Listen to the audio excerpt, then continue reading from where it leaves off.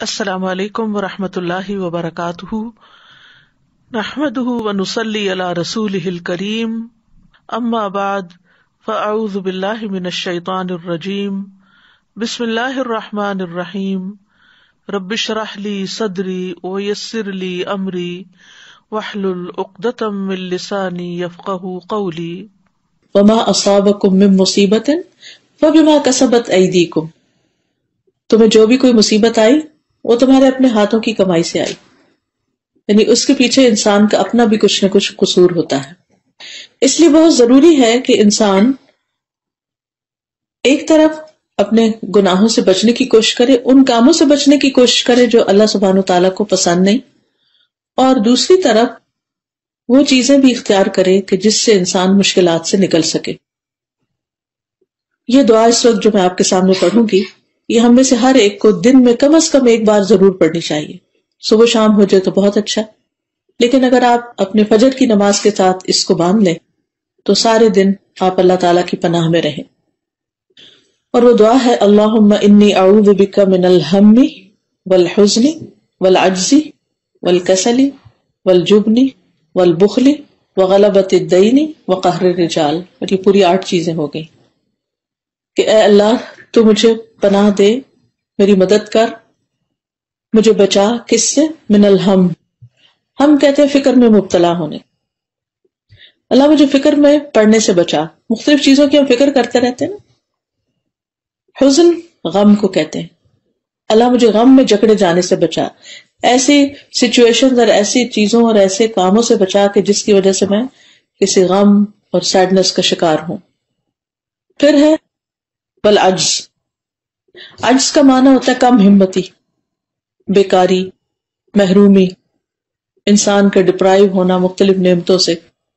پھر ہے کسل، کسل کا مطلب ہوتا ہے سستی اور غفلت۔ پھر ہے جبن، اور جبن کا معنی ہوتا ہے بزدل ہونا، خوف، دل کی کمزوری، ہمت کا نہ ہونا، جلد گھبرا جانا۔ پھر ہے بخل، کنجوسی، حرص، لالچ، مال کے بارے میں دل کی تنگی۔ پھر ہے غلبۃ الدین، قرض کا غلبہ، ڈیٹس کے بوجھ تلے انسان دب جائے، ایسا پھنس جائے کہ اسے نکلنے کی کوئی صورت نظر نہ آئے، ایک بھنور میں انسان پڑ جائے۔ اور پھر قہر الرجال، لوگوں کے قہر، غضب، ظلم اور غلبے سے بچانا، اللہ کہ لوگ ہمیں کنٹرول کریں، لوگ ہم پر چڑھائی کریں۔ تو یہ 8 مصیبتیں ایسی ہیں، 8 تکلیفیں ایسی ہیں کہ اگر انسان ان سے بچ جائے تو بہت پرسکون زندگی بسر کر سکتا ہے دنیا میں بھی۔ اور اگر انسان کا دل پرسکون ہے اور انسان کو ایک امن کی نعمت ملی ہوئی ہے تو انسان بہت پروڈکٹیو ہو سکتا ہے، بہت کچھ دنیا میں کر سکتا ہے، کیونکہ اللہ تعالیٰ نے ہمیں یہاں کچھ کرنے کے لیے بھیجا ہے، عمل کے لیے بھیجا ہے۔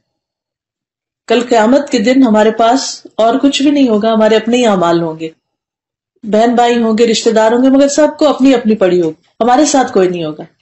ہمارے ساتھ صرف ہمارا وہ اچھا عمل ہوگا جو ہم دنیا سے کما کے لے جائیں گے، اور وہ اچھا عمل 2 چیزوں سے بنتا ہے، ایک اللہ کی عبادت سے اور دوسرے بندوں کی خدمت سے۔ یہ دونوں چیزیں اگر نیک نیتی کے ساتھ کی جائیں تو انسان کے نامہ اعمال میں جمع ہوتی رہتی ہیں، اور یہی اپنے ہاتھوں کی کمائی ہے جو کل قیامت کے دن کام آنے والی۔ وہاں اگر ہم کسی سے بھی کچھ مانگیں گے، اگر ہمارے پاس نہیں، کوئی بھی دینے کو تیار نہیں ہوگا۔ آج دنیا میں تو یہ ہوتا ہے کہ انسان کے پاس اگر کسی چیز کی کمی ہو گئی تو بہن بھائی ایک دم آگے آ جاتے ہیں، دوست آگے آ جاتے ہیں، کوئی اور ہم پر رحم کر لیتا ہے اور ہماری اس مشکل میں ہماری مدد کر دیتا ہے۔ لیکن قیامت کا دن ایسا دن ہے کہ جس دن کوئی بھی کسی کا نہیں ہوگا، کوئی کسی کے کام نہیں آئے گا، کوئی کسی کو فائدہ نہیں پہنچائے گا۔ اس وقت انسان کے پاس وہی ہوگا جو اس نے خود کیا ہوگا۔ تو رسول اللہ صلی اللہ علیہ وسلم کثرت کے ساتھ یہ دعا مانگا کرتے تھے، اللہم انی اعوذ بک من الہم والحزن والعجز والکسل والجبن والبخل وغلبۃ الدین وقہر الرجال۔ ہم سب جانتے ہیں کہ اللہ کے رسول صلی اللہ علیہ وسلم گناہوں سے پاک تھے، معصوم تھے، محفوظ تھے، اور ان کا تو شیطان بھی مسلمان تھا، وہ بھی ان کو برگلا نہیں سکتا تھا۔ لیکن آپ صلی اللہ علیہ وسلم اس کے باوجود اپنے لیے کثرت سے دعائیں مانگتے تھے، کچھ عرصہ پہلے میں نے نبی صلی اللہ علیہ وسلم کی دعاؤں کو اکٹھا کرنا شروع کیا. قرآنی اور مصنون دعائیں ہم نے اکٹھی کی. پھر ایاک نستعین ایک کتاب ہے، اس میں مختلف چیزوں سے بچنے کی دعائیں، پھر استغفار، اللہ سے معافی مانگنے کی دعائیں، پھر اللہ کا شکر ادا کرنے کی دعائیں. میں نے دیکھا کہ نبی صلی اللہ علیہ وسلم کی اتنی زیادہ دعائیں ہیں کہ مجھے بہت حیرت ہوئی کہ وہ تو اللہ کے نبی تھے، اللہ کے محبوب تھے، لیکن اس قدر ان کے اندر بندگی اور اتنی عاجزی کہ ہر وقت اللہ سے مانگ رہے ہیں، چھوٹی سے چھوٹی چیز بھی اور بڑی سے بڑی چیز بھی، اور مختلف طرح کے شر سے اللہ تعالیٰ کی پناہ لیتے ہیں کہ اللہ تعالیٰ مجھے ان ساری چیزوں کے شر سے بچا. حالانکہ اللہ کی خاص تائید اور مدد آپ کو حاصل تھی، اس کے باوجود آپ اپنے لیے دعائیں کرتے تھے. تو ہم تو عام انسان ہیں اور ہمارے ساتھ تو شیطان بھی ہے اور اپنا نفس بھی ہے اور ماحول بھی، تو اپنے لیے اس دعا کو ہمیں کثرت سے مانگنا چاہیے. ایک دفعہ رسول اللہ صلی اللہ علیہ وسلم مسجد میں گئے تو آپ کے ایک صحابی تھے جن کا نام تھا ابو امامہ. وہ مسجد میں بیٹھے ہوئے تھے. تو آپ نے پوچھا کہ یہ نماز کا وقت تو نہیں، تو پھر تم مسجد میں کیوں بیٹھے ہو؟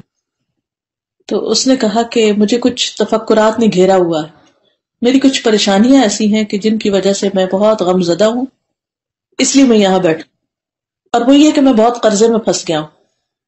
تو آپ صلی اللہ علیہ وسلم نے ان کو اس وقت فرمایا کہ یہ کلمات تم صبح شام پڑھا کرو تو تمہارے سارے فکر دور ہو جائیں گے. تو انہوں نے اس کا اہتمام کرنا شروع کر دیا، اس کی پابندی کرنی شروع کر دی. تو ان کے سارے فکر بھی دور ہو گئے، ان کا سارا قرضہ بھی اترا، اور پھر یہ دعا ہم سب کے لیے محفوظ بھی ہو گئی. ہماری مشکلات کے حل قرآن و سنت میں موجود ہیں. یہ الگ بات ہے کہ ہمیں پتہ ہی نہیں ہوتا کہ کیا کیا خزانے وہاں موجود ہیں. ہم عام انسانوں سے پوچھتے ہیں کہ ہمیں کوئی وظیفہ یا کوئی چیز بتا دے، لیکن آپ دیکھیے کہ اللہ کے رسول صلی اللہ علیہ وسلم نے تو جو کچھ بتایا وہ ان کو وحی کے ذریعے ملا تھا. اور اگر ہم اس کو یقین کے ساتھ پڑھیں اور یقین کے اور شعور کے ساتھ اس کو مانگیں تو ہر طرح کی مشکلات حل ہو سکتی ہیں. تو آئیے ہم اس کو تھوڑا سا مزید ذرا سا ڈیٹیل کے ساتھ دیکھتے ہیں کہ کن کن چیزوں سے بچنے کی دعا کی گئی ہے.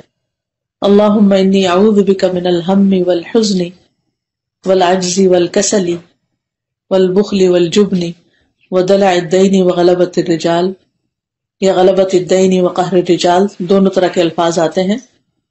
تو سب سے پہلی چیز جس سے بچنے کے لیے کہا گیا وہ ہے الہم.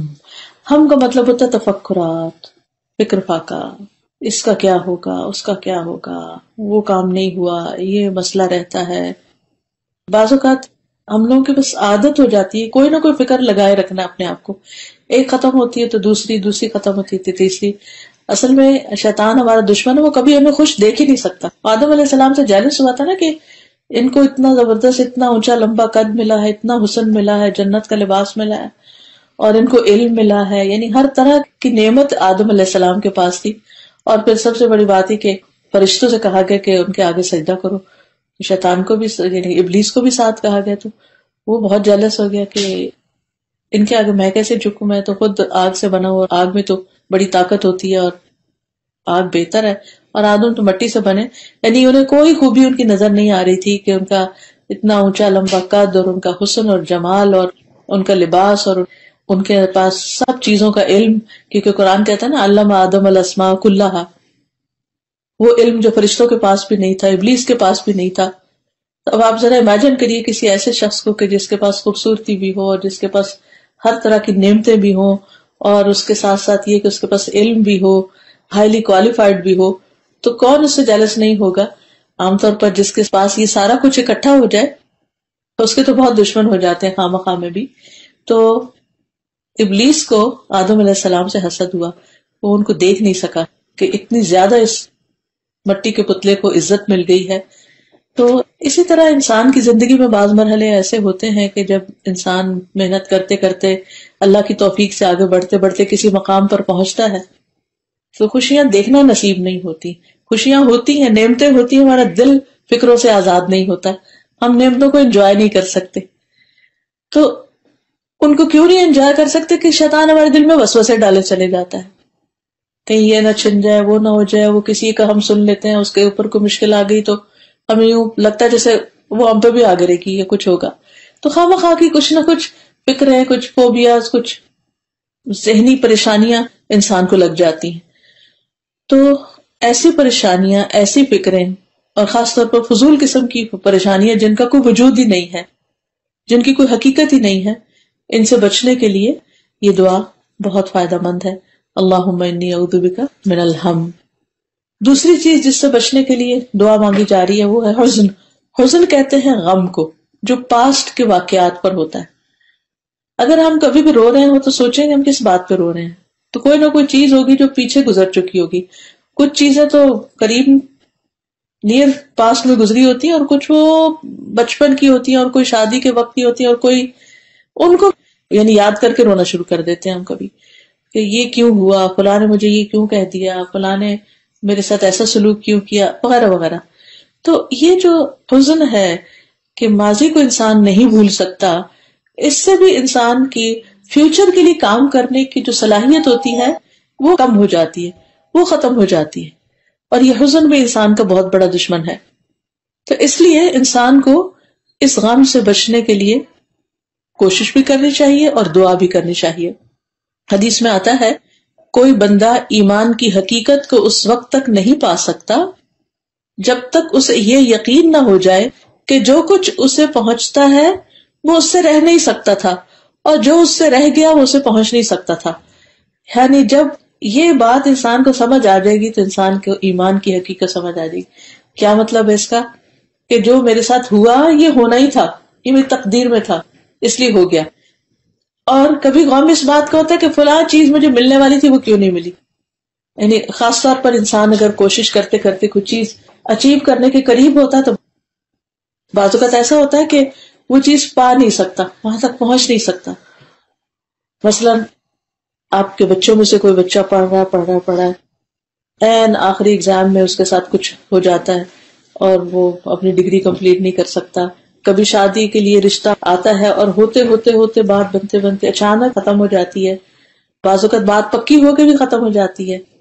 اب یہ باتیں ہمارے لیے جان لیوا ہو جاتی ہیں کہ میرے ساتھ ایسا ہوا تو کیوں ہوا، میرے بچے کے ساتھ ایسا ہوا تو کیوں ہوا. کبھی اس سے بھی آگے بڑا پرابلم ہو جاتا ہے کہ شادی بھی ہو جاتی ہے پھر ڈیورس ہو جاتی ہے، اور بڑا زخم ہو جاتا ہے. کبھی ساتھ بچے بھی ہوتے ہیں، کبھی اچانک جاب چلی جاتی، کبھی کوئی عزیز ساتھی جدا ہو جاتا ہے. یعنی انسان کی زندگی میں بہت سے ایسے واقعات حادثات ہوتے رہتے ہیں کہ جو انسان کے لیے حزن کا سبب بنتے ہیں. اب اگر انسان یہ سوچے کہ یہ کیوں ہوا، جتنا بھی سوچتا رہے اس سے وہ غم دور نہیں ہو سکتا، وہ بڑھے گئے. یہ تو ایسے ہی ہے کہ اگر آپ کے ہاتھ میں زخم ہے اور آپ اس کو کریت کے دیکھتے رہتے ہیں کیا نیچے کے، تو جتنا آپ اس کے ڈیپتھ میں جائیں گے اتنا ہی کام خراب ہوگا. تو اس کا حل کیا؟ ہم کیا کرتے ہیں جب کوئی کٹ وغیرہ لگ جائے تو کرتے کیا ہیں؟ اس کا بینڈیج لگا دیتے ہیں، اس کو لپیٹ دیتے ہیں، اس کو بند کر دیتے ہیں، اس کو کھول کے اسے کریدتے نہیں ہیں بلکہ ختم کر دیتے ہیں، کور کرتے ہیں اس کو. اسی طرح انسان کی زندگی میں جو بھی کوئی حادثہ ہوتا ہے، اگر انسان یہ سمجھ لے کہ یہ میری تقدیر میں لکھا ہوا تھا، یہ نقصان تھا یا فائدہ تھا یا جو بھی، یا میرا فیصلہ غلط تھا لیکن اللہ کے اذن کے بغیر تو کچھ بھی نہیں ہو سکتا، تو اس لیے اب جو ہو گیا سو ہو گیا، اب میں اس کو واپس نہیں لا سکتی. اگر میرا کوئی ڈیسیژن غلط تھا تو بس وہ ہو گیا نا، اب کیا کیا جائے؟ کب تک روئیں گے اس پر؟ کب تک پریشان ہوں گے؟ کتنا پریشان ہوں گے؟ کیا پریشانی سے وہ مسئلہ درست ہو جائے گا، حل ہو جائے گا؟ قطعاً نہیں. تو اس لیے ایسے مواقع پر اس حزن سے نکلنے کے لیے نبی صلی اللہ علیہ وسلم نے ہمیں کیا بتایا؟ تقدیر پر ایمان لے آؤ. کوئی فائدہ آ رہا تھا نہیں پہنچا تو قسمت میں نہیں تھا. کسی غم سے بچ رہے تھے وہ آ پہنچا، کسی حادثے سے بچ رہے تھے وہ ہو ہی گیا، تقدیر میں تھا. کوشش کی نہیں بچ سکے، اب جو ہونا تھا ہو گیا، اللہ نے ایسے لکھا تھا. اب اس کے اندر بھی کیونکہ ہمارا دین ہمیں بتاتا ہے ان مع العسر یسرا، تنگی کے ساتھ آسانی بھی ہے. اس تنگی میں آسانی کو ڈھونڈو کہ میرے ساتھ اگر میرے زندگی یہ موڑ مڑ گئی ہے تو اب اس میں کیا کیا خوبیاں ہیں، اس میں کیا کیا بھلائیاں ہیں. بعض اوقات اچانک ہم ایک جگہ سے دوسری جگہ پہنچ جاتے ہیں، کبھی اچانک کوئی چیز مل جاتی، کبھی اچانک کوئی چیز چلی جاتی، تو پھر انسان دیکھے کہ اس کے جانے میں کیا فائدہ ہے، کیا خیر ہے، کسی چیز کے آنے میں کیا خیر ہے. کبھی کوئی ناپسندیدہ حالات ایسے آ جاتے ہیں جو ہم نہیں چاہتے، لیکن اس میں بھی کوئی خیر ہوتی ہے جو اللہ تعالیٰ اس کے ذریعے ہمیں کچھ سکھانا چاہتا ہے. عام حالات میں ہماری دعائیں، ہمارا ذکر، ہماری اللہ کی طرف رغبت، ہمارے نوافل کہاں ہوتے ہیں؟ جب سب اچھا ہوتا ہے تو ہماری دعاؤں میں وہ اتنی شدت ہوتی ہی نہیں. سوال ہی پیدا نہیں ہوتا کہ ہم بہت دل لگا کے نماز پڑھ سکیں. لیکن جب کوئی غم کی چوٹ ہوتی ہے یا کوئی دکھ یا تکلیف یا ڈپریویشن ہوتا ہے تو پھر ہماری دعاؤں میں، اللہ کے ذکر میں، عبادت میں ہم کچھ نہ کچھ بہتر ہو ہی جاتے ہیں. تو بہت دن جب بندہ اللہ سے دور ہوتا ہے نا تو اللہ تعالیٰ کو پسند نہیں آتی، کیونکہ اللہ تعالیٰ نے بندے کو اپنے لیے پیدا کیا ہے نا، اپنی عبادت. تو اللہ تعالیٰ کو اچھا نہیں لگتا کہ یہ بندہ مجھ سے دور ہو. اب وہ مختلف طریقوں سے، مختلف نعمتیں دے کے، مختلف طریقوں سے بندے کو یعنی اس کو ہدایت دیتا ہے، سمجھاتا ہے. لیکن جب بندہ بالکل نہیں سمجھتا تو پھر اس کو کسی مشکل میں ڈالتا ہے کہ اچھا اب تو آؤ. تو جو اس وقت پلٹ جاتا ہے تو اس کے لیے فائدہ ہی فائدہ ہے. لیکن یہ کہ ماضی کے غموں پر روتے رہنا اور اس پر پریشان ہونا یہ انسان کے فائدے میں نہیں. اس لیے حزن سے پناہ مانگی جائے. اور واقعات اور حادثات تو ہوتے رہیں گے، لیکن حل یہ کہ ہمیں اپنے آپ کو مضبوط کرنا ہے. اور انسان بڑی کمزور چیز ہے، خود سے مضبوط نہیں ہو سکتا. مضبوط صرف اس وقت ہوتا ہے جب اللہ کا ساتھ ہوتا ہے، اس کے ساتھ جب اللہ کی مدد ہوتی ہے اور اللہ سبحانہ وتعالیٰ کی یاد اور اس کا ذکر اور اس سے محبت وہ انسان کی زندگی میں ہوتی. پھر انسان بڑی سے بڑی چیزوں کے اتنے ٹھنڈے طریقے سے آرام سے گزار دیتا ہے. چوتھی چیز جس کا ذکر حدیث میں آیا اور اس دعا میں آیا ہے وہ ہے الکسل. کسل کا مطلب ہے سستی، یعنی انسان ارادے کا کمزور ہے.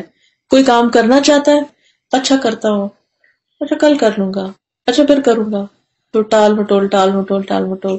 اور بعض اوقات اچھے اچھے نیکی کے، خیر کے، بھلائی کے کام بالکل چلے جاتے ہیں. اچھا اس میں کچھ یہ بھی ہوتا ہے کہ شیطان انسان کو بھلواتا رہتا ہے. آپ ایک کام کرنا چاہتے ہیں، آپ کہتے ہیں بالکل میں ابھی کرتا ہوں، ابھی کرتا ہوں، پھر اتنے میں کوئی اور ڈسٹریکشن بیچ میں آ جاتا ہے اور وہ آپ کے ذہن سے نکل جاتا ہے. پھر اگلے دن یاد آتا ہے، پھر کہتے ہیں ابھی کرتا ہوں، پھر رہ جاتا ہے. اور بعض اوقات بہت ہی ضروری اور خیر اور بھلائی کے کام انسان سے اس وجہ سے، اس نسیان اور سستی کی وجہ سے بالکل چھوٹ ہی جاتے ہیں. تو انسان اللہ تعالیٰ سے ارادے کی مضبوطی مانگے. آدم علیہ السلام نے جو پھل کھا لیا تھا جنت کے اس درخت کا جس سے منع کیا تھا اللہ تعالیٰ نے، اس کے پیچھے بھی ارادے کی کمزوری تھی. شیطان کا کام یہ ہوتا ہے کہ انسان کا ارادہ کمزور کرتا ہے. مثلا آپ نے کوئی صدقہ کرنے کا ارادہ کیا، آپ کہتے ہیں میں بس ابھی جاتا ہوں تو یہ چیز فلاں کو دے، کسی پتہ چلتا ہے کوئی بیمار ہے، کوئی ضرورت مند ہے، تو آپ کہتے ہیں اچھا میں اس کے لیے اتنا کروں. پھر اس کے بعد اور کاموں میں لگ جاتے ہیں، پھر آپ کی نیت بدل جاتی ہے، پھر ارادہ تبدیل ہو جاتا ہے، پھر شیطان دل میں آ کے کوئی اور وسوسہ ڈالتا ہے اور وہ کرنے والا کام رہ ہی جاتا ہے. اسی طرح کئی چیزیں ہوتی ہیں کہ جو ہمارے ارادے کی کمزوری کی وجہ سے یا تو ہم اللہ کی نافرمانی کر بیٹھتے ہیں یا اللہ تعالیٰ کا کوئی حکم ماننے سے رہ جاتا ہے یا کوئی نیکی کی اپرچونٹی جو ہے وہ چلی جاتی ہے. تو اس لیے اس سستی سے بھی پناہ مانگنے کی ضرورت ہے کہ بس جو کی کا اچھائی کا جب پتہ چل گیا، موقع آ گیا، سوج گیا تو اٹھیں اور کر ہی ڈالیں. چوتھی چیز جو ہے وہ سستی تھی. اور پانچویں چیز جو ہے وہ جبن ہے. جبن کہتے ہیں بزدلی کو. بزدلی کا کیا مطلب ہے کہ انسان موت سے ڈرتا رہے، ہر وقت اپنی جان بچانے کی فکر ہو اس کو، تو اس طرح کے خوف کا شکار ہو، کہیں چھت نہ گر جائے، کہیں میں سیڑھی سے نہ گر جاؤں، کہیں مجھے ہارٹ اٹیک نہ ہو جائے، کبھی یعنی اس قسم کے تفکرات اس کو ہر وقت خوف زدہ رکھیں کہ انسان یعنی کوئی انیشیٹو نہ لے کوئی بڑا کام کرنے کا. کہ آپ دیکھیے کہ ہر اچھے کام میں رسک فیکٹر ہوتا ہے. آپ کو بزنس کرنا چاہتے ہیں تو اس میں بھی رسک ہوگا، آپ شادی کرنا چاہتے ہیں اس میں بھی رسک ہے، آپ کچھ بھی کرنا چاہتے ہیں، ہر چیز کے اندر ایک رسک انوالو ہے. اب جو بہادر لوگ ہوتے ہیں نا وہ جانتے تو ہیں کہ رسک ہے، لیکن وہ اپنے اندر ہمت پاتے ہیں کہ ہم اس رسک کے اوپر قابو پا لیں گے، ہم کنٹرول کر لیں گے. سو بٹ کیا ہوا، اونچا اڑا ہی نہیں جا سکتا جب تک کہ انسان اس رسک کے خوف پر قابو نہ پائے. اور یہ بھی اللہ کی مدد سے ہو سکتا ہے کہ انسان اس پہ قابو پا لے. تو جب انسان کو ہر وقت اس بات کی فکر ہوتی ہے کہ پتہ نہیں یہاں سے یہ نہ ہو جائے، وہ نہ ہو جائے، اور پھر طرح طرح کے توہمات، سپرسٹیشن، جیسے آج کل سفر کا مہینہ تو آپ دیکھیں لوگوں نے طرح طرح کی توہمات گڑی ہوئی ہیں، کھانے پینے کے معاملے میں، پہننے کے معاملے میں، اور اس قسم کی چیزیں. حالانکہ ہمارے دین میں اس کو کوئی کانسیپٹ ہی نہیں ہے. ہمارا دین ہم کو بہادر بناتا ہے. خالد بن ولید جو تھے انہوں نے بے پناہ جنگوں میں حصہ لیا، ان کے جسم کا کوئی حصہ ایسا نہیں تھا جس پر کوئی نہ کوئی زخم کا نشان نہ ہو، لیکن بستر پر موت آئی تو مرنے سے پہلے کہنے لگے کہ بزدلوں کو میری طرف سے پیغام دے دو کہ موت میدان جنگ میں نہیں آتی. یعنی موت سے اگر تم ڈرتے ہو اور اس وجہ سے آگے نہیں بڑھتے تو ضروری نہیں کہ کوئی کسی ایسی جگہ پر ہوگا تو اس کو لازمی موت آ جائے گی. بعض لوگ ہجوم سے گھبراتے ہیں اسی لیے حج نہیں کر پاتے. بعض لوگ جہاز پہ بیٹھنے سے گھبراتے ہیں، ڈرتے ہیں. کوئی لفٹ پہ چڑھنے سے ڈرتا ہے. کوئی فوبیاز ہوتے ہیں نا طرح طرح کے. کوئی تو کاکروچ سے بھی ڈرتا ہے اور چپکلی سے، اس طرح کی چیزوں سے. تو ان چھوٹی چھوٹی چیزیں یہ ساری چیزوں کو بزدل بنا دیتی ہیں. تو اس سے بھی پناہ مانگنی چاہیے کیونکہ پھر انسان آگے نہیں بڑھ سکتا، کرنے کا کام اس کا رہ جاتا ہے. کچھ لوگ رات کو اٹھ کے نماز پڑھنا چاہتے ہیں تہجد کی، لیکن وہ اکیلے کھڑے ہونے سے اور اندھیرے سے ڈرتے ہیں کہ پتہ نہیں کیا ہو جائے گا. کیونکہ ظاہر ہے جس کمرے میں ہسبینڈ ہے یا اور بچے وغیرہ سو رہے ہیں وہاں تو اپنا لائٹ آن کر سکتے ہیں، نہ آپ وہاں کھڑے ہو کے پڑھ سکتے ہیں کیونکہ ہو سکتا ہے بیچ میں آپ کھانسنے لگ جائیں یا کچھ ہو جائے تو اس کی وجہ سے دوسرے ڈسٹرب ہو جائیں. ابھی ساتھ کے کمرے میں چلے جاؤ، باہر نکلو، لابی میں نکل جانے نہیں ڈر لگتا. تو اس وجہ سے آپ دیکھیں کتنے آپ ایک نیکی کے کام سے محروم ہو رہے ہیں. محض آپ جاگ بھی رہے ہیں، آپ میں ہمت توفیق سب کچھ ہے، لیکن محض یہ ڈر آپ کو کچھ کرنے نہیں دے رہا، حالانکہ کچھ بھی نہیں ہوا. تو ان چیزوں پر انہونی اور انجانی قسم کی چیزوں کے خوف سے بھی بچنے کے لیے یہ دعا کرنا ضروری ہے کہ اللہ تعالیٰ مجھے بزدلی سے بچا. پھر اسی طرح چھٹی چیز جو ہے وہ بخل ہے، مال کے بارے میں کنجوسی کرنا، اپنے مال سے خود فائدہ نہ اٹھانا. یعنی اللہ نے دیا ہوا بہت کچھ ہے لیکن اس کو استعمال نہ کرنا، اسے کام میں نہ لانا، نہ اپنی ذات پہ لانا، نہ کسی کو دینا. یا وہ بینک میں رکھا ہوا ہے یا وہ کسی گولڈ کی شکل میں کہیں رکھا ہوا ہے یا کہیں کہ نہیں یہ بچوں کے کام آئے گا، فلاں کے کام آئے گا، ایسا کریں گے ویسا کریں گے، اور جو نعمت ہے اس کو انجوائے نہ کرنا. پھر اسی طرح یعنی بجائے اس کے کہ مال سے ہمیں آسانی ملے، ہم مال کی وجہ سے اور مشقت میں پڑ جائیں، تو اس سے مشکل چیز کیا ہو سکتی ہے. اور پھر بعض اوقات تو وہ بخل اتنا زیادہ ہو جاتا ہے، اتنے سٹنجی ہو جاتے ہیں لوگ کہ اللہ کا حق بھی نہیں دیتے، بندوں کا حق بھی نہیں دیتے، نہ زکوٰۃ ادا کرتے ہیں، نہ صدقات خیرات، نہ رشتہ داروں کی کیئر، نہ مساکین اور جو ضرورت مند ہیں ان کی کیئر. تو اس سے بھی کہ اللہ تعالیٰ ہمارے دلوں میں وسعت پیدا کر. اور مال کی محبت تو ہر ایک کے دل میں کسی نہ کسی درجے میں ہوتی ہے، لیکن ایسی محبت کی جو خرچی نہ کرنے دے، نہ اپنی ذات پر نہ کسی اور پر، تو یہ نقصان دہ ہے. تو یہ بھی اللہ ہی کے فضل سے جا سکتی ہے. پھر غلبۃ الدین، قرضے کا غلبہ، قرضے کا بری طرح مسلط ہو جانا. بعض اوقات لوگوں کو فضول قرض لینے کی بھی عادت پڑ جاتی ہے، ہر چھوٹی بڑی چیز کے لیے قرض لے لیتے اور پھر اس کو ادا کرنے کی فکر نہیں کرتے، نہ اس کے لیے محنت کرتے ہیں. اب اس کا نتیجہ کیا ہوتا ہے کہ جب انسان بہت زیادہ قرض کے نیچے دب جاتا ہے تو انسان آرام کی نیند سو ہی نہیں سکتا. اس کو پھر ہر وقت یہ پریشانی لگی رہتی ہے کہ مجھے ادا کرنا ہے، اگر میں نے ادا نہیں کیا تو کیا ہوگا. اور کئی دفعہ آپ دیکھیں کہ جو خاص طور پر کریڈٹ کارڈ سے لے کے لوگ ادھر کا ادھر سے ادھر خرچ کرتے رہتے ہیں. اور پھر پاکستان میں میں ایک خاتون کو جانتی ہوں کہ وہ سوئسائڈ کرنے کے اوپر سوچ رہی تھی کہ صرف اسی وجہ سے کہ کارڈ سے اس نے اوور سپینڈنگ کر لی اور پھر کوئی طریقہ نہیں تھا کہ پے آف کرنے کا. اور آپ کو پھر پتا ہے کانسیکوینسز سب جانتے ہیں کہ کیا ہو سکتا ہے. اور اگر انسانوں سے لیا ہوا ہو تو انسان کسی کو شکل دکھانے کے قابل نہیں رہتا، چاہے وہ رشتہ دار ہوں یا دوست ہوں. اس میں انسان کی بہت بڑی ذلت ہو جاتی. پھر آخری چیز جو ہے وہ غلبۃ الرجال، یہ قہر الرجال، لوگوں کے ہاتھوں ذلیل، رسوا، مغلوب اور مقہور ہونا. اس میں آپ دیکھیے کہ بعض لوگوں کی عادت ہوتی ہے وہ دوسروں کو کچھ نہ کچھ سناتے رہتے ہیں، کبھی طنز کرتے رہتے ہیں، کبھی ان کو احساس دلاتے رہتے ہیں آپ یہاں سے غلط ہیں، آپ کا یہ کام ٹھیک نہیں، آپ کا وہ کام ٹھیک نہیں. آپ ہر وقت ہرٹ ہوتے رہتے ہیں، خصوصاً اگر آپ کے بہن بھائیوں کے یا آپ کے رشتہ داروں میں یا آپ کے قریبی لوگوں میں یا ایون آپ کے گھر میں ہی کوئی ایسا شخص ہے کہ جو آپ کو ہر وقت کچھ نہ کچھ سناتا ہی رہتا ہے. تو اس سے بھی زندگی بہت عذاب بن جاتی ہے. افسوس کے ساتھ کہنا پڑتا ہے کہ ہمارے کلچر کے اندر جو ایک ساس کا رول ہے یا کچھ ایسے رشتے ہیں کہ جن کے اندر یہ چیز پائی جاتی ہے. تو بات میں یہ کہہ رہی تھی کہ بعض اوقات گھروں کے اندر کچھ ایسے رشتے بھی ہوتے ہیں، کچھ ایسے لوگ بھی ہوتے ہیں یا کچھ بزرگ ہوتے ہیں، ان کی عادت ایسے ہوتی ہے کہ وہ ہر چیز کو کنٹرول کرنا چاہتے ہیں، ہر چیز میں انٹرفیئرنس کرتے ہیں، کیا آ رہا ہے، کیا جا رہا ہے، کیا خریدا گیا ہے، کیا کھایا جا رہا ہے، کیا پکایا جا رہا ہے، اور پھر اس میں تنقید. اچھا، اس میں ایسی صورتحال میں پھر بعض اوقات انسان بہت یعنی بعض بچیاں جیسے بہت ان کی زندگی مشکل ہو جاتی ہے، افینڈ ہو جاتی ہیں. یہ گھر ہی سکون کی جگہ ہوتا ہے، اور اگر گھر کے اندر ہی اس قسم کی بدمزگی ہو تو انسان کے لیے بہت پریشانی کی بات ہو جاتی ہے. تو اس میں آپ دیکھیے کہ انسان جتنی بھی کوشش کر لے دوسروں کی عادتیں نہیں بدلتی، انسان کو خود بدلنا پڑتا ہے.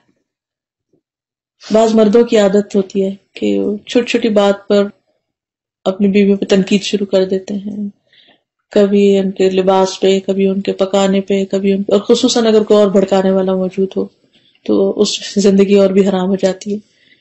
ایسے میں انسان پھر کرے کیا، کہاں بھاگ کر جائے؟ دنیا ایسے لوگوں سے خالی نہیں بھری ہوئی ہے. انسان اس سے بھی اوفینڈ ہو رہا ہے، اس سے بھی، اس کی نظروں میں کچھ ہے، اس کے زبان پہ کچھ ہے، اس کے رویے میں کچھ ہے، اس کے یہ ہم نہیں کنٹرول کر سکتے. ہم کسی ایسی نگاہ کو کنٹرول نہیں کر سکتے، ہم کسی کے زبان کو کنٹرول نہیں کر سکتے، ہم کسی کے رویے کو کنٹرول نہیں کر سکتے. ہمیں لوگوں کو ایز اٹ از ہی لینا پڑے گا، یہ ایسے ہیں، بچاؤ میں نے کرنا ہے، میں نے بدلنا ہے، میں نے ان کی باتوں کو بہت امپورٹنس نہیں دینی.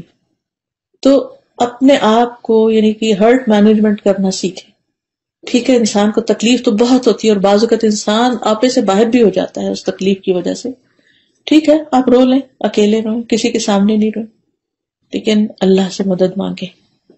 آپ یقین کریں کہ میں نے جتنے بھی لوگوں کو یہ دعا بتائی ہے اور کچھ اور چیزیں بتائی ہیں، الحمدللہ اس مشکل سے باہر نکل آئے.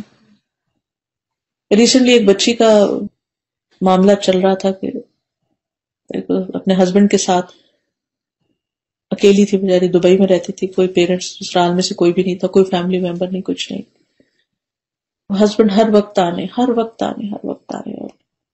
وہ کہتی کہ حرام ہے کہ کوئی محبت پیار کی بات یا کوئی بھی دل جوئی کی بات کہتی. میں بہت ینگ ایج میں تھی، میری شادی ہو گئی، اور تو اب بات اس پہ آ رہی تھی کہ بس اب ختم ہی کر دی جائے اس کو. تو میں نے کہا کہ بچی بھی ہے تمہاری، تم ختم کر کے کدھر جاؤ گی؟ کیا جہاں جاؤ گی وہاں اس سے بہتر صورت ہوگی؟ کون ایکسپٹ کرے گا؟ اگر اپنے گھر میں تم نہیں مینج کر سکی تو پیرنٹس کے گھر یا کسی اور رشتے دار کے گھر رہ کے تم کیسے مینج کرو گے؟ اس حالت میں دوسری شادی کا بھی کتنے چانسز ہیں. تو ان ساری مشکلات کو بھی دیکھو اور اس کو بھی دیکھو. میں تمہارے لیے صرف ایک ہی چیز جانتی ہوں اور وہ ہے اللہ سے مدد مانگنا، اللہ کو پکارنا، اللہ کا ذکر. یہ دعا پڑھو، حسبی اللہ لا الہ الا هو علیہ توکلت وہو رب العرش العظیم پڑھو، اور اس کے ساتھ لا الہ الا انت سبحانک انی کنت من الظالمین. کہ اللہ اگر میرے گناہوں کی وجہ سے تو نے مجھے اس مشکل میں ڈالا ہے تو میں اپنے ان گناہوں کا اعتراف کرتی ہوں، تو مجھے معاف کر دے. کوئی میری سننے والا نہیں، تو میرے لیے کافی ہے. میرے دل کو سکون دے اور مجھے اس غم اور تکلیف اور دکھ اور پریشانی سے نجات دے. کیونکہ ہسبینڈ لیٹ گھر آ رہا ہے، بچہ پیدا ہوا، اس کو نہیں دیکھنے، کوئی جیسے کوئی تعلق واسطہ ہی نہیں ہے، جیسے تم کچھ بھی نہیں ہو، اور ہر چیز پہ تنقید. اب آپ دیکھیں کہ ایک بچی جو اپنے ماں باپ کے گھر سب کچھ چھوڑ کے چلی جاتی ہے اور آگے اس کے ساتھ اس طرح کی ٹریٹمنٹ ہو تو بہت تکلیف دہ ہو جاتا ہے. اور پھر انسان نکل کے بھی جائے گا وہ اس سے بھی تکلیف دہ ہو جاتا ہے. تو یہ ایک دو دن کی تو بات نہیں ہے نا، تو زندگی گزارنے والی بات ہے. تو الحمدللہ کرتے کرتے کرتے کرتے وہ اس سے باہر نکل آئے اور اسٹرانگ ہونے لگ گئی، بہادر ہونے لگ گئی. یعنی مجھے اس کو فیس کرنا، کیونکہ ہوتا ہی ہے کہ جب ہم دکھ اور غم میں ہوتے ہیں نا، ہم مسکرانا بھول جاتے ہیں، ہم محبت کرنا بھول جاتے ہیں، ہم معاف کرنا بھول جاتے ہیں، ہم بات بات پہ چڑنے لگتے ہیں، ہم غصہ کرنے لگتے ہیں، اس سے اور کام خراب ہوتا ہے.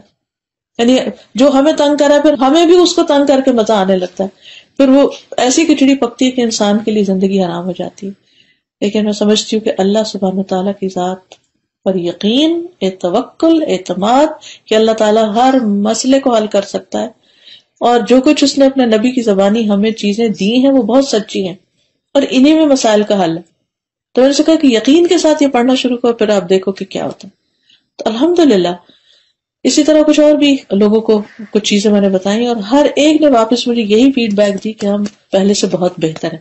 کیونکہ اگر ہم ایمان کی وجہ سے، اللہ کے ساتھ تعلق کی وجہ سے مضبوط ہو جائے نا، تو پھر لوگوں کی باتیں کم اثر کرتی ہیں. پھر ہم خود پازیٹو رہیں تو پھر ہم ان کی نیگیٹیوٹی کو بھی کم کر سکتے ہیں، ہم ان کا نشانہ نہیں بنے. یہ جو بات سکھائی جا رہی ہے کہ اللہ مجھے لوگوں کے غلبے سے نجات دی، کہ لوگ مجھے کنٹرول کریں، نہ میری کوئی اپنی سوچ ہو، نہ میں اپنی مرضی سے کھا سکوں، نہ بیٹھ سکوں، نہ بات کر سکوں، نہ کچھ. تو یہ چیز انسان کے لیے بہت تکلیف دہ ہو جاتی ہے. تو یہ ساری چیزیں جو ہیں ان کے لیے انسان کوشش ضرور کرے، لیکن اس کے ساتھ ساتھ صبح شام یہ دعا پڑھتا رہے، چاہے کوئی غم ہے یا نہیں، پڑھتا رہے تاکہ ایسی کوئی چیز پاس بھی نہ پھٹکے. تو اللہ تعالیٰ سے دعا ہے کہ اللہ تعالیٰ ہمیں عمل کرنے والا بنائے اور اپنی حفاظت میں رکھے. وآخر دعوانا ان الحمد للہ رب العالمین. سبحانک اللہم وبحمدک اشہد ان لا الہ الا انت استغفرک واتوب الیک. تب دعا کر لیتے ہیں. سبحان اللہ والحمد للہ ولا الہ الا اللہ واللہ اکبر ولا حول ولا قوة الا باللہ العلی العظیم. اللہم صلی علی محمد وعلی آل محمد کما صلیت علی ابراہیم وعلی آل ابراہیم انک حمید مجید. اللہم بارک علی محمد وعلی آل محمد کما بارکت علی ابراہیم وعلی آل ابراہیم انک حمید مجید. ربنا آتنا فی الدنیا حسنۃ وفی الآخرۃ حسنۃ وقنا عذاب النار. ربنا لا تزغ قلوبنا بعد إذ هديتنا وهب لنا من لدنك رحمة إنك أنت الوهاب. ربنا هب لنا من أزواجنا وذرياتنا قرة أعين واجعلنا للمتقين إماما. يا حي يا قيوم برحمتك أستغيث. اللهم إني أسألك من الخير كله عاجله وآجله ما علمت منه وما لم أعلم وأعوذ بك من الشر كله عاجله وآجله ما علمت منه وما لم أعلم. رب أعوذ بك من همزات الشياطين وأعوذ بك رب أن يحضرون. اللهم إني أعوذ بك من الهم والحزن والعجز والكسل والجبن والبخل وغلبة الدين وقهر الرجال. لا حول ولا قوة إلا بالله العلي العظيم. لا إله إلا الله وحده لا شريك له له الملك وله الحمد وهو على كل شيء قدير. یا رب العالمین، یا ارحم الراحمین، ہم نے جو کچھ پڑھا ہے، سنا ہے، ہمیں اس پر عمل کی توفیق عطا فرما. اللہ ہم سب کے رنج، ہم، غم، تکلیفیں، بیماریاں، پریشانیاں دور فرما. یا رب العالمین، تو اس گھر پر اپنی خیر و برکت نازل فرما، انہیں اس میں رہنا نصیب فرما، کہ بچوں کو کامیابیاں عطا فرما. یا رب العالمین، جو بیمار ہیں انہیں صحت عطا فرما. یا اللہ، جو دکھی لوگ ہیں ان کے دکھ دور فرما. یا اللہ، ہمارے والدین پر اپنی رحمت فرما. یا اللہ، جو بیمار ہیں انہیں صحت عطا فرما، جو فوت ہو چکے ہیں ان کی بخشش فرما اور ان کے درجات بلند فرما. یا اللہ، تو ہمارے بچوں کو ہماری آنکھوں کی ٹھنڈک بنا، انہیں ہمارے لیے خوشیوں کا ذریعہ بنا. ہمیں ان کے غم نہ دکھانا، ان کی خوشیاں دکھانا. یا اللہ، ان کو نیک اور صالح بنا، انہیں ہمارے حق میں صدقہ جاریہ بنا. یا رب العالمین، تو ہمارے دلوں کو اور ہماری ضروریات کو ہم سے زیادہ جانتا ہے. یا اللہ، تو ہمارے دلوں کے حال اچھے کر دے، ہمیں سکون عطا کر دے، ہمیں خوشیاں عطا کر دے. یا اللہ، ہمیں شیطان کے شر اور وسوسوں سے بچا لے. یا رب العالمین، جتنی بھی یہاں بہنیں آئی ہیں اور جو گھر والے ہیں، سب کے اللہ تعالیٰ جان، مال، عزت اور ان کی اولاد اور دین اور ہر چیز میں برکت عطا فرما. یا اللہ، سب کے دلوں میں جو نیک دعائیں اور تمنائیں ہیں ان کو پورا فرما. اللہ، ہماری عاقبت بھی اچھی کر دینا، ہمیں ایمان پر موت دینا. اللہ، ہمیں قبر کے عذاب سے بچانا. یا اللہ، ہمیں دوزخ کے عذاب سے بچانا. ربنا تقبل منا انک انت السمیع العلیم وتب علینا انک انت التواب الرحیم. وصلی اللہ تعالی علی خیر خلقہ محمد وعلی آلہ واصحابہ واہل بیتہ اجمعین برحمتک یا ارحم الراحمین. وآخر دعوانا ان الحمد للہ رب العالمین. سبحانک اللہم وبحمدک اشہد ان لا الہ الا انت استغفرک واتوب الیک. السلام علیکم ورحمۃ اللہ وبرکاتہ.